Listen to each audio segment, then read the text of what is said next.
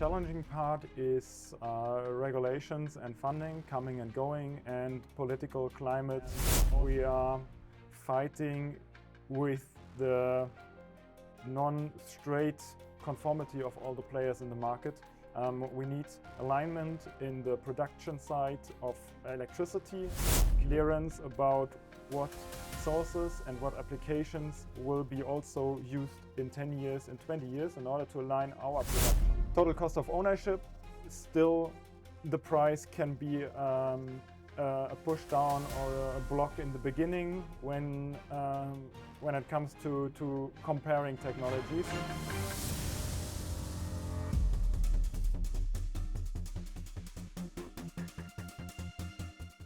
A man who's turned splitting the water into career path that would make Moses jealous.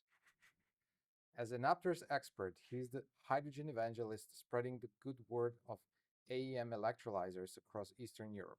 With a background in economics and sustainable supply chains, he's the rare breed who can talk about molecular separation while also calculating your ROI down to the penny. Ladies and gentlemen, Wilhelm Schünemann. Wilhelm, welcome. Thank you very much.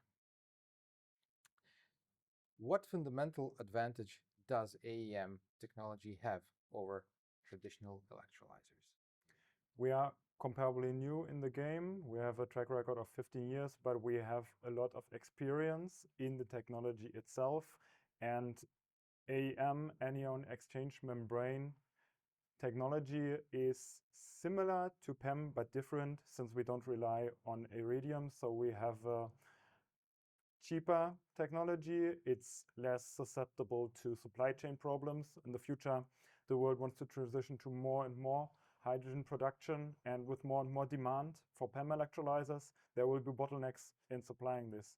And on top of this, we have a modular approach, which makes the whole system very redundant.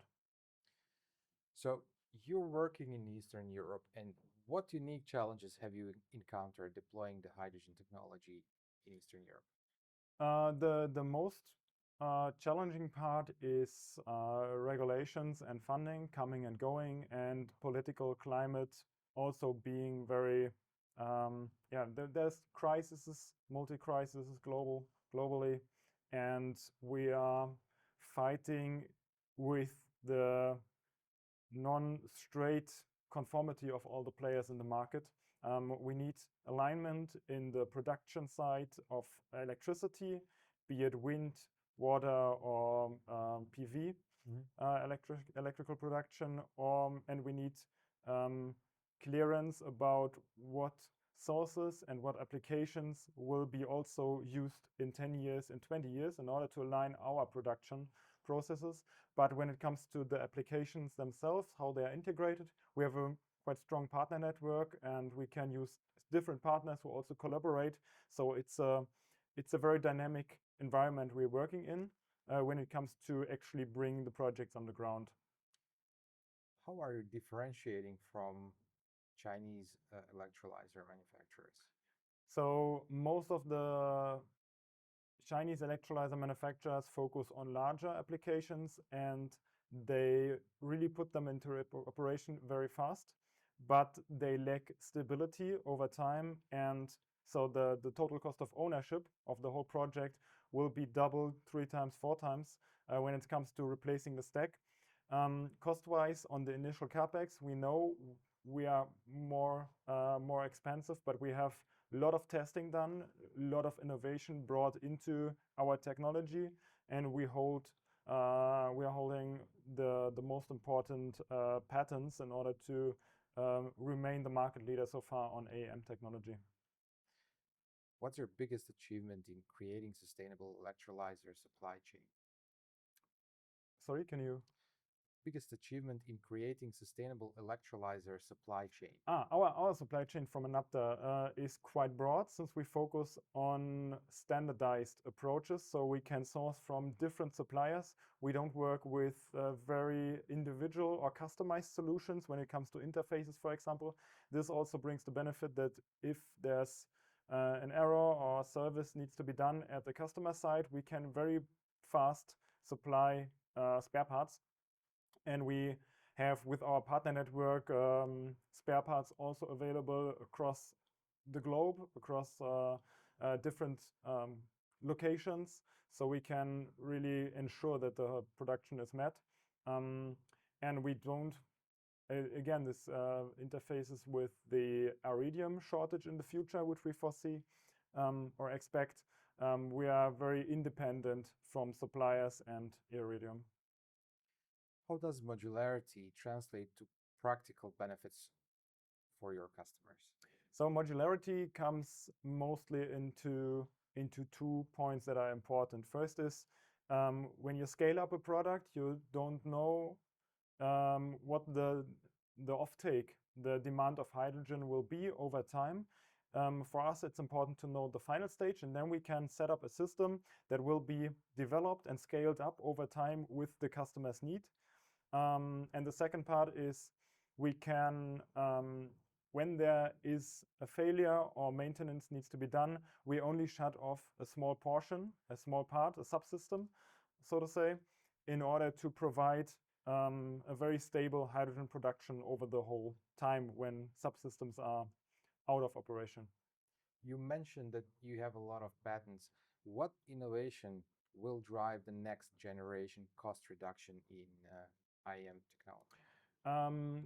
Cost reduction in our sense is that we focus on more and more industrializing and automating our production.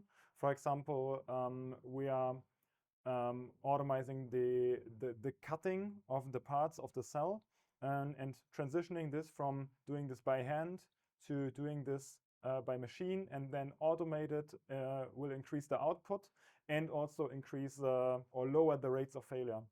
So our innovation right now, what we focus on is industrialized automated production. And why let partners build their own electrolyzer with your stacks? And how does this change your market position? We are experts when it comes to building a stack, but we are not experts to every legislation or requirement on the markets. So we need partners in every country. We are operating in more than 50 countries around the globe, and every country, sometimes even every region, has their own regulation and requirements when it comes to safety, electrical installation, everything connected to the whole plant. So we need partners who are local, who know the regulations, who have a local supply chain, and also to service and maintain the plants on a local level, because so far we can't supply this on a global level. How do you handle customer concerns about the mismatch between production and offtake? This is tackled by the modularity, since we scale up the project size and the installed capacity by the offtake and production. And how have your customer priorities for electrolyzer technology changed in past few years? We saw some interest for our technology when there were events or injuries working with alkaline electrolyzers, because the concentration is between 20 and 40% and can be quite harmful. But on a broader scale, I would say that or it's visible right now that the larger players are stepping up into the 3-digit megawatt projects, be it 100 or 300 megawatt in installed capacity.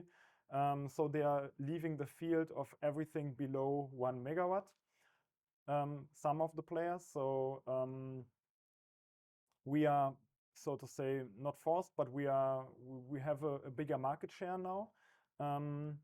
And also some companies that delivered partially went either into sizing down their companies or going fully bankrupt, which is very unfortunate. But consequently, it's good for us because we have a bigger market now. And we have some companies, some engineering PC companies requesting our technology after there was a PEM electrolyzer not working for 2 years. And they ask us now if we can supply our technology to finally install an electrolyzer that is working with more experience on the track too much.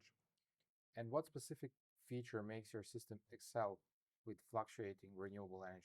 that's essentially what AEM is all about, right? We set up a system, or we designed the cell by being similar to PEM systems from the performance parameters, by the efficiency, by the output pressure and the purity. But we don't rely, as I said, on iridium. So we see AEM as an essential part for the future, but only one part, not the whole solution or the holy grail of technologies. We need, for example, in larger systems, alkaline in order to provide, for example, a base load, and AEM will then peak shave. We can also couple this with batteries. In the end, it always depends on the use case, what it is, and we don't see us as the ultimate technology or the best technology. We are one of the players in the market, and we have our applications, but not every application is suitable for AEM. And how will the relationship between manufacturers and project developers evolve as the market matures? So since we started with real small projects, and yeah, we learned a lot developing together with these partners. Some partners are with us now for almost 10 years, and we have some customers who bought from the company before or around 2010, 2011. So not only our partners are evolving, but also our customers are evolving with us, and all of us, we are learning in the network. So we are growing together. This is really important to us because we want to create sustainable long-term relationships and work on these, and yeah, improve the relationships with the partners, because we need them, because we are only producing the stacks and the required periphery. And finally, what shift in electrolyzer technology by 2030 would surprise even industry experts? The price. This is what we hope for, what I personally hope for, because the market, even though we are talking about total cost of ownership, still the price can be a push down or a block in the beginning when it comes to comparing technologies. But when you compare the total cost of ownership and with the industrialization of our production, we forecast that we are already quite compatible, but in the future we want to be less expensive than PEM systems, and potentially also than alkaline systems. Yeah, on the stack level. William, thank you for being my guest today. Thank you. Looking to amplify your brand in the hydrogen energy sector? Welcome to H2 Energy News, your go-to platform for impactful industry insights. Every month, we connect with over 80,000 visitors and generate more than 251,000 page views.